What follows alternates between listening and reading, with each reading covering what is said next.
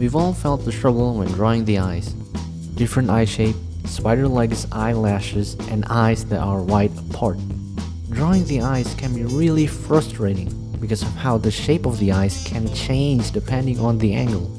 My name is Gesta, and I am here to help you guys on how to draw the eyes. When drawing the eyes, we must first remember that every part of our body is a 3D form. The eye is not a sticker that you stick on the face, but it is a ball inside of a hole.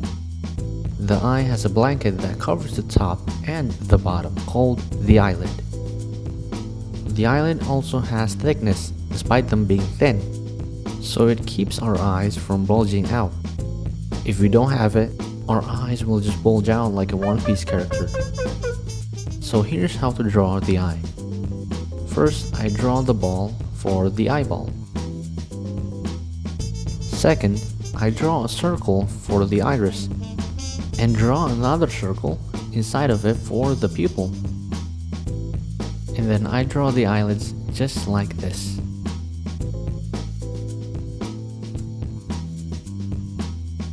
For the top eyelid, there's 3 planes, whilst the bottom eyelid is 2 planes.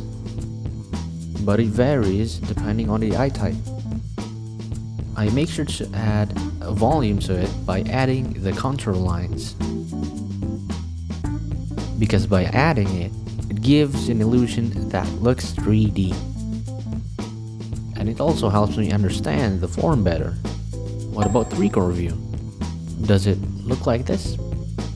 Nope, that just looks weird. Simply skewing the eye like this makes it natural.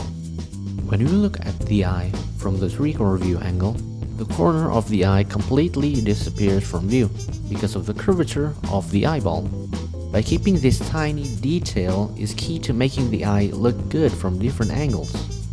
What about the side view?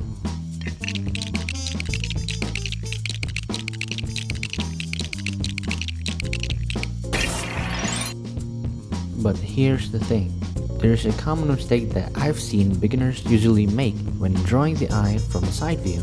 You have to know that the pupil, the dark part right here, is to be placed away from the edge of the iris.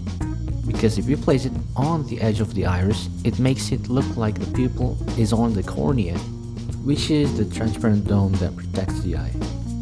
If you look at this picture, you can see that the pupil is right in the middle of the iris, just like in every other angle. When I first started learning to draw the eyes tend to look far apart, or even too close to each other.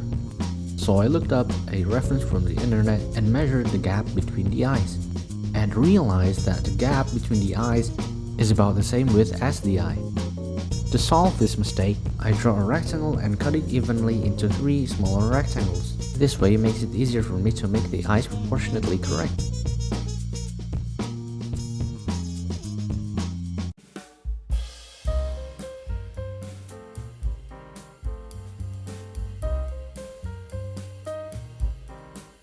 We can also use this method for a 3-quarter view.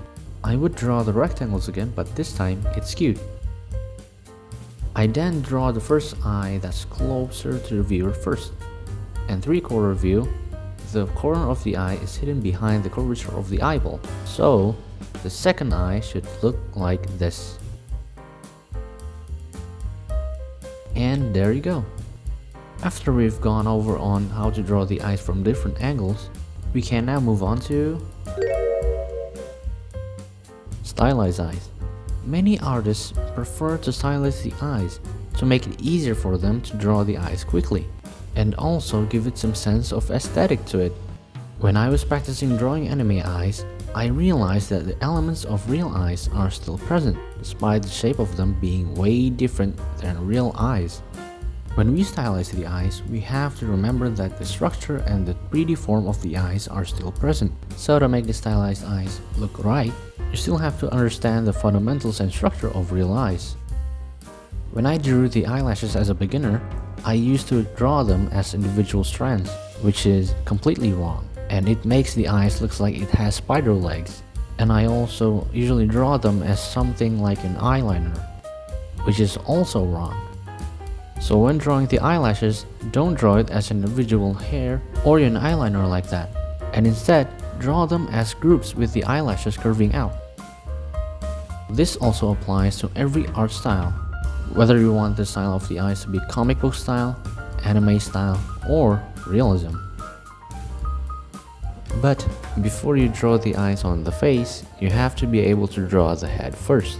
You can watch my previous video right here. Also, we've finally reached the end of the video. I hope this video helps you out. Make sure you like and subscribe and tap the bell so you don't miss an update.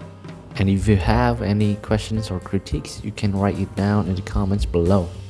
Have a good day, watchers, and I'll see you next time.